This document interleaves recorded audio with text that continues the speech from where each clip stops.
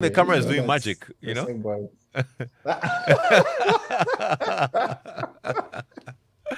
Anyway, I hope Yes. you're well and I hope the team at Medica is doing well too.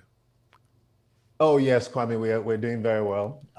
It's been a good week so far. Right. Anytime we're able to do special things for people, then it makes the week very, very special as Okay. well. So yes, we're very good.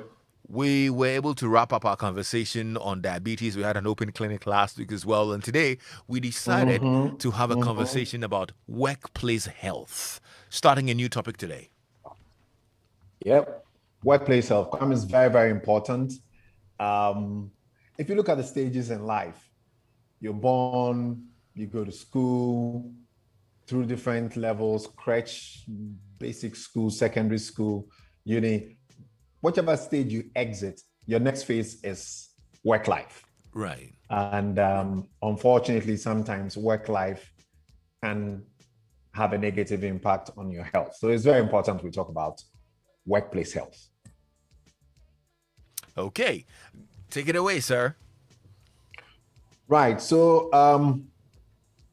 Kwame, last week, I believe we as we went through our messages as we prepare, I think we got a message from a listener, and I'd like to share that and then situate the conversation that we're going to have today in proper context.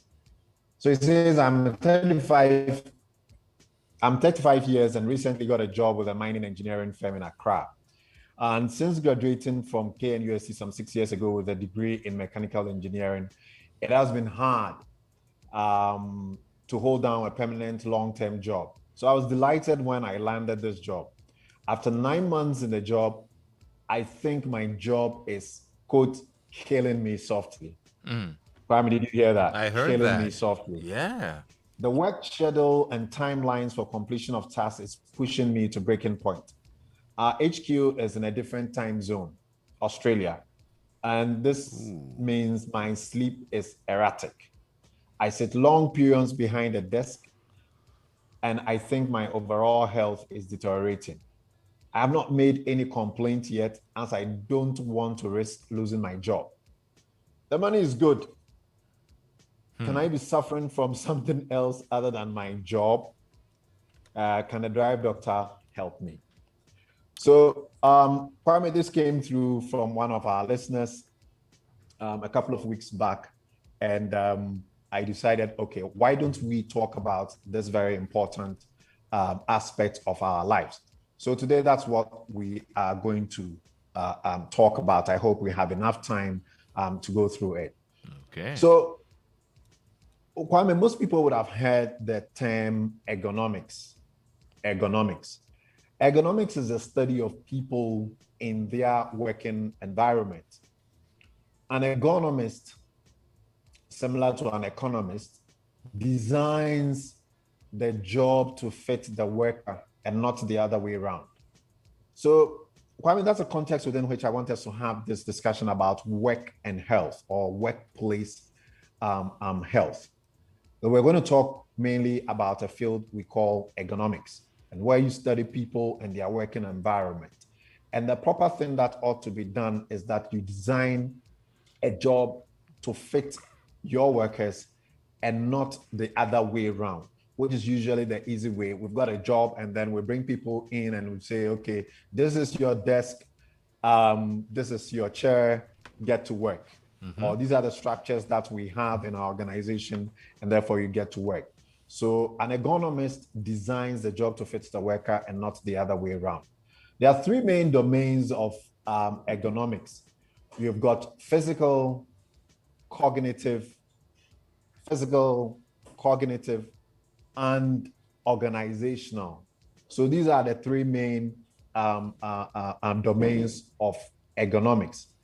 And each of these areas contributes not only to organizational success, but also to worker satisfaction and what we mostly refer to as the bottom line, the profitability of the business. Okay. So, Kwame, let me explain briefly these three main areas of ergonomics. When we talk about physical ergonomics, Then we look at human anatomical, physiological, and biomechanical characteristics and the work environment.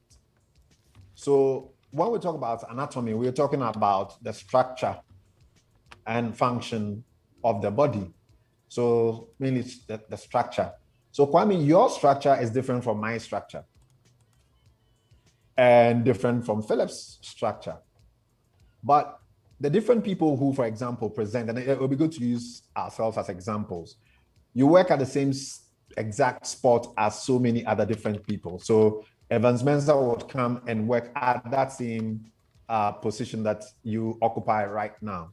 But you and Evans have different physical characteristics. So your anatomy is different. Your height is different. Your weight is different. So probably your chairs should also not be the same. The chair you use, the table you use, because the height that will make you comfortable may not necessarily make Evans comfortable.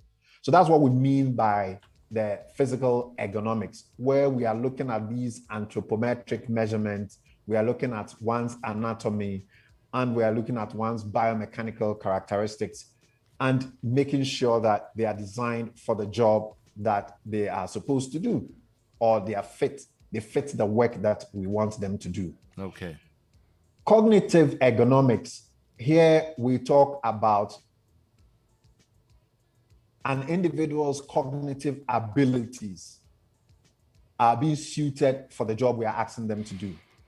So, Kwame, there are different types of jobs, and it places different responsibilities on all of us as individuals.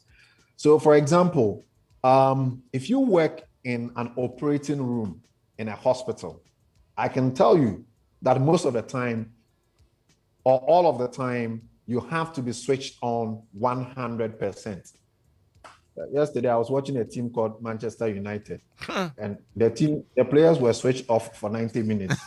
I think they were rather switched off for 90 minutes. Well,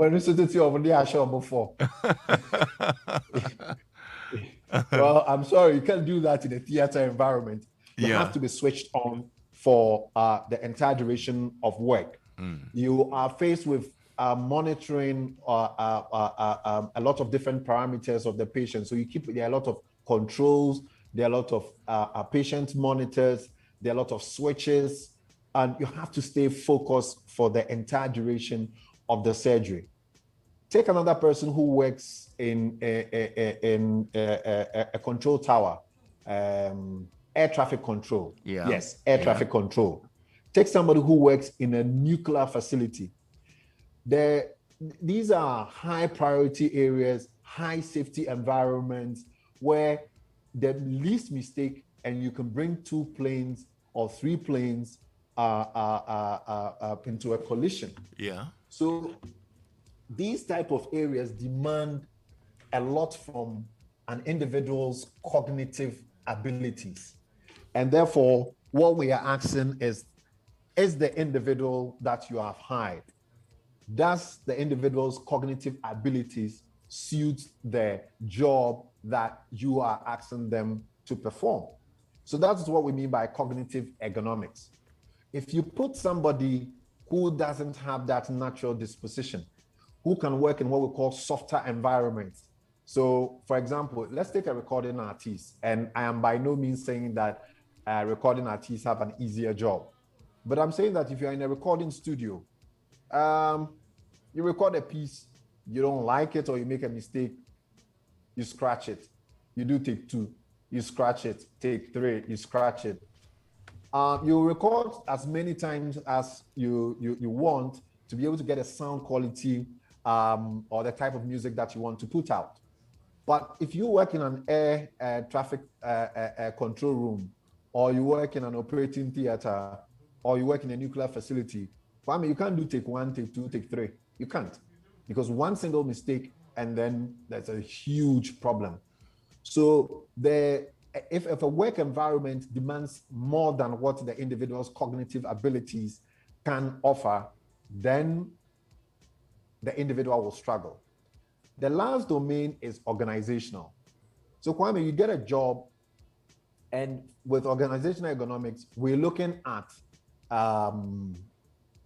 the structures, the policies, the procedures, the processes that every organization has as you go into it. So Kwame, you get a job and you're very happy.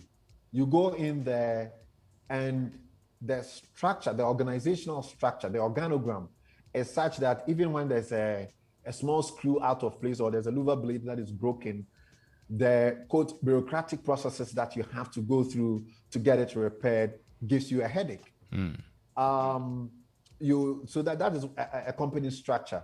If you want one CD to get something done real quick, you'll have to jump through a lot of hoops. If you have an organization that, for example, doesn't have a clearly spelled out grievance procedure, and you are a grieved worker, then you're scratching your head and getting very frustrated because there's no clear-cut path to addressing those grievances. This is what we mean by organizational ergonomics.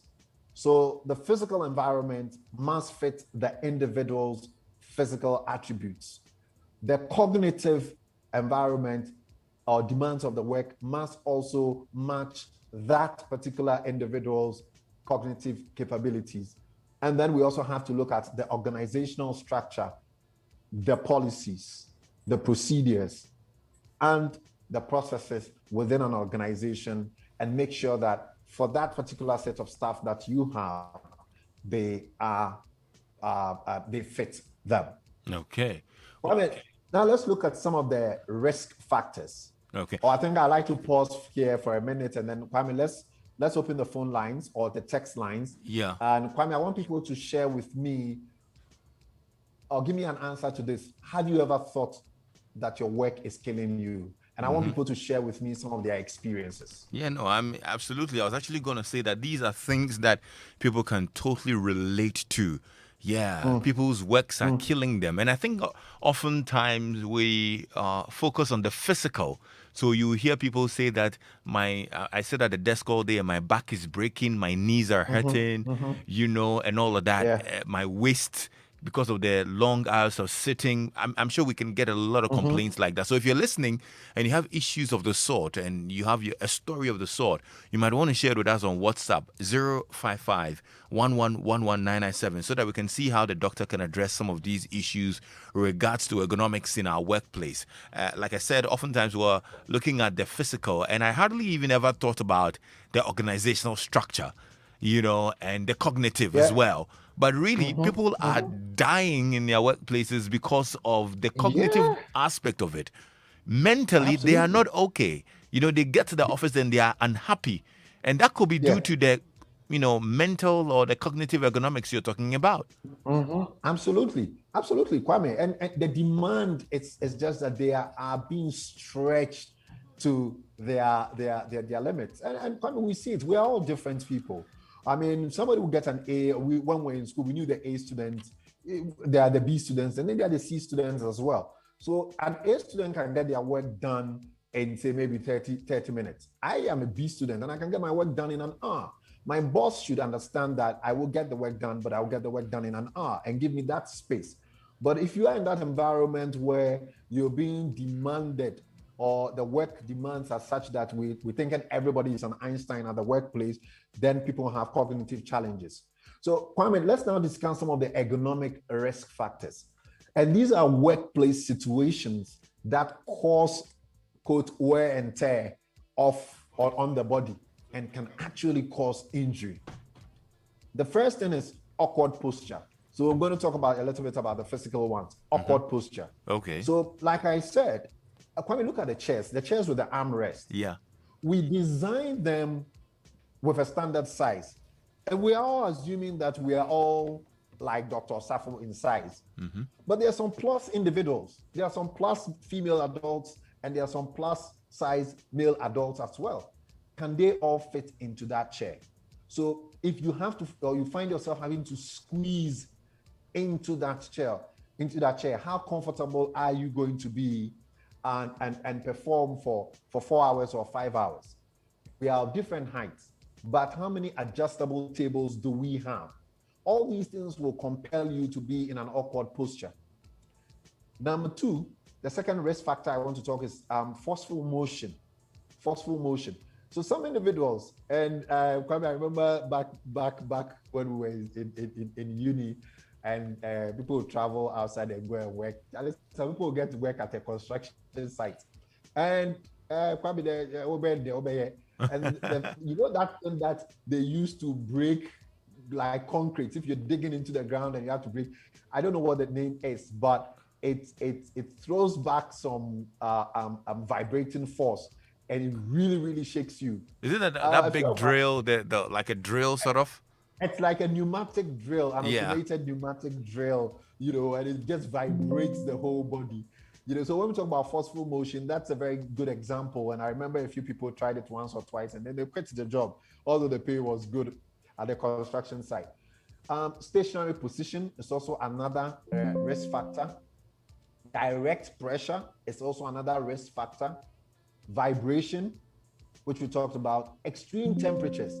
And here, those who work in places such as the smelters, for example, mines, are also good examples. But if your workplace is even an office, which is poorly ventilated, and these days the temperatures can go as high as 39 degrees midday in Accra. And therefore, if you have poorly ventilated, not properly conditioned rooms, then you can be exposed to extremes of temperature. Noise is also another ergonomic risk factor. Working in a noisy environment definitely is not helpful, but some people have to. For example, those who work in the airports, they have to work in noisy environments. So the plane is taking off and landing, and you have to be in that particular environment. And that's where you provide them with that earplugs and other means of protecting them from excessive noise. Then you also have work stress issues. And then the last one is repetitive motion. I remember I put out a teaser for today's discussion, and Kwame, this is what someone sent to me on the platform that I shared. He says, Doc, sometimes doing the same thing every time is very annoying, and it gets on my nerves. It's depressing, you know. And this is what somebody said, doing the same thing over and over. And that's what we mean by the repetitive motion. And those people on production lines in factories tend to suffer this. But this person works in an office, and they have to do the same thing over and over and over.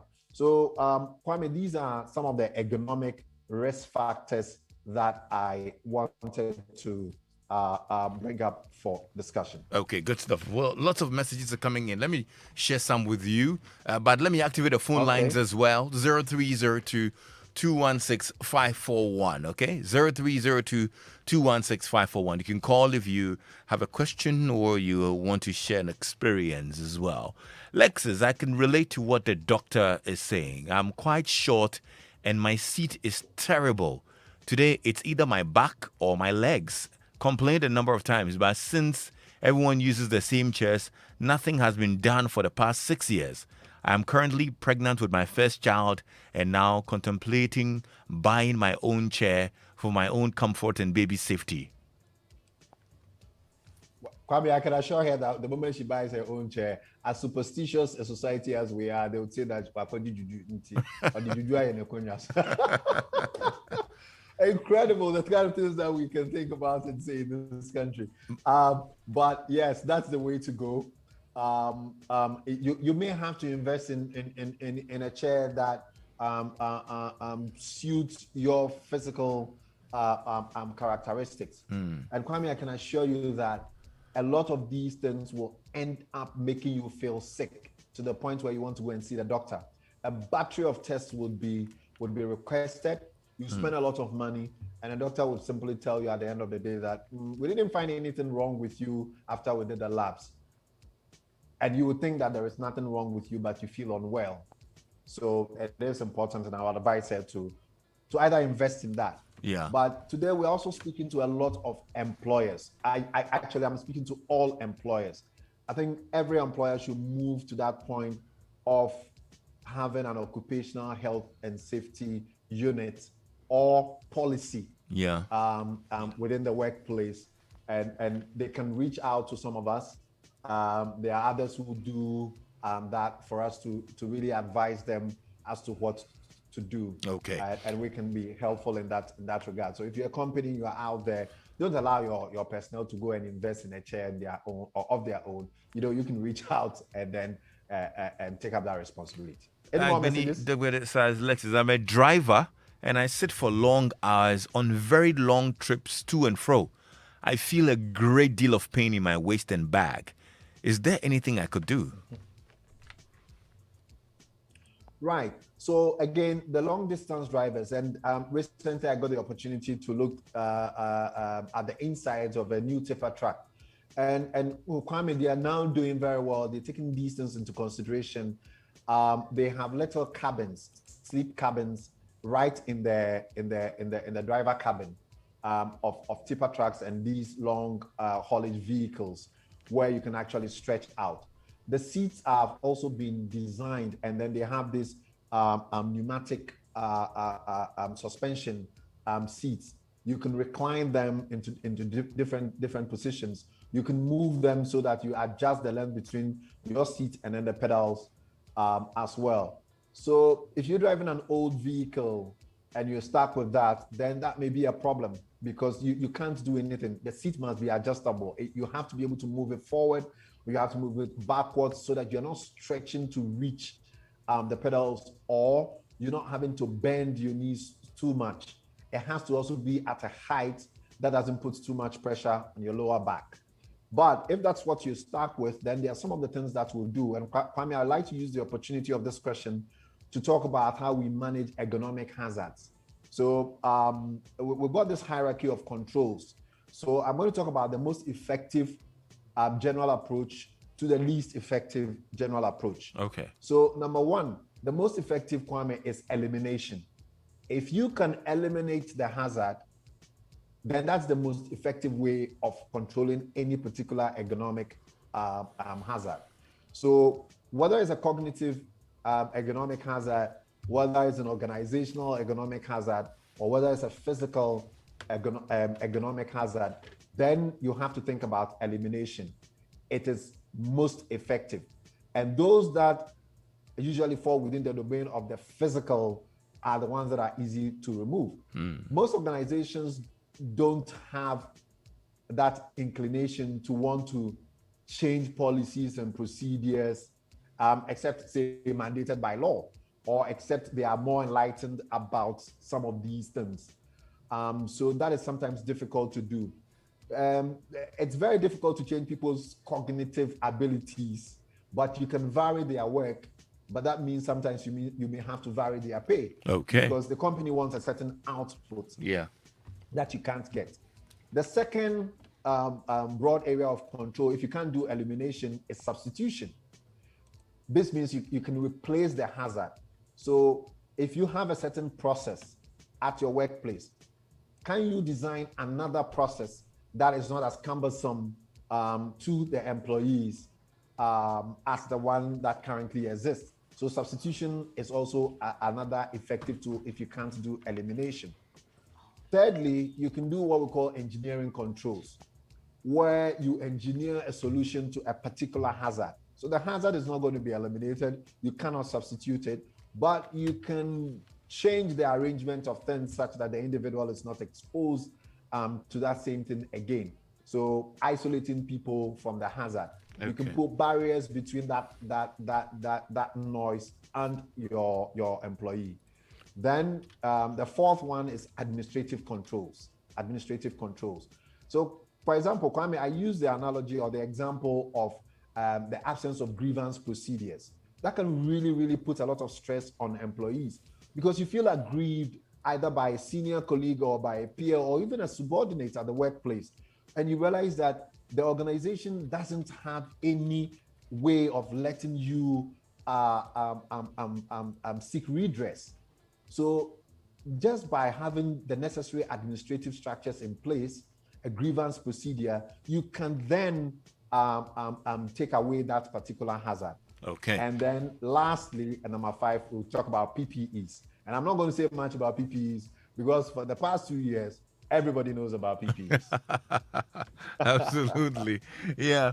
Okay. So I got to be honest with you. Some of the messages coming in are moving, and I wish we could address all of them, but I'm just going to read some of them. Then we can wrap up and probably do a part 2 next week, if that's okay. Let's do a part 2 next week. Okay. Now check this one out. Check this one out. This message says, I'm emotionally hurt when it comes to my work. No proper chairs for staff. All the better logistics have to go to management. No conditions of service have been put in place. No better conditions of service have been put in place. No salary increment. We've used the same tables and chairs for more than a decade. Now I feel a severe pain in my neck, in between my neck and my shoulder. This is like a combination of cognitive, physical, and organizational structure and everything. Absolutely. Absolutely. He just wraps it up for us with that very, very sad and very, very moving complaint. And unfortunately, I see and I hear a lot of this as a physician.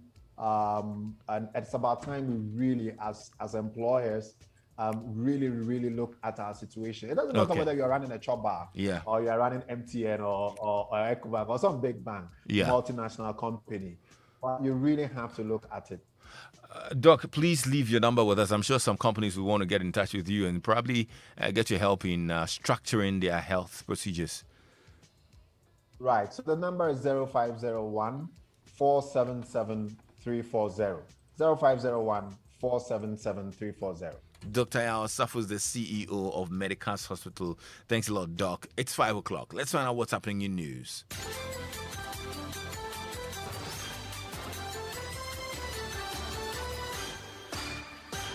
$1,942,652 CDs to colleges of education. There were many calls on us to respond to concerns of Prinkoff, and wanted to take advantage of your presence here to let the country know that the President of the Republic, the Finance Minister, and all those who have worked hard to ensure that various promises made to colleges of education are carried through has once again delivered. More than 6,000 students of the Kwame Nkrumah University of Science and Technology have been forced by the university to defer their courses. They were unable to settle at least 70% of their fees by the first week of April, so had their courses deferred automatically. It is the first time such a huge number of students have been affected this way. Dr. Daniel Norris Bequin is University Relations Officer. For a number of years, we have been having issues with students not paying fees, some of them completing university and going away with our fees. So this year, we have decided to apply the fee policy, which has been approved by the academic board. And it is required that as a student, if you're an undergraduate student, you must register your courses at the beginning of the semester and pay 70% of your fees. If you're a postgraduate student, you are supposed to pay 60% of your fees. Now we have given 2-month window from February through March to April 11th. And we have some numbers, where about 92% of our student population who have been able to pay their fees and register their courses. What we are dealing with now is about 7 to 8% of the students who are unable to register their courses. Some Ghanaians have revisited gardening to grow food for themselves and their families to cushion themselves against high food prices. Others too are relying on it as a source of employment. Here are excerpts of a report put together by my colleague Samuel Kojo-Brace. You get to save some money. I mean, some things like peppers, tomatoes, those are basic things we use all the time. And I mean, if there's a day that you may not even have money on you, at least you know you can just walk to your backyard and just pick up something and make something to eat. So every space that I have here, I make sure I make use of it and then sell it to my neighbors. So I started this container garden. I grow parsley, mint in them. Then I send to the market, Tesco market, and they sell. Some orphanages in the country say they're struggling to get food for children under their care.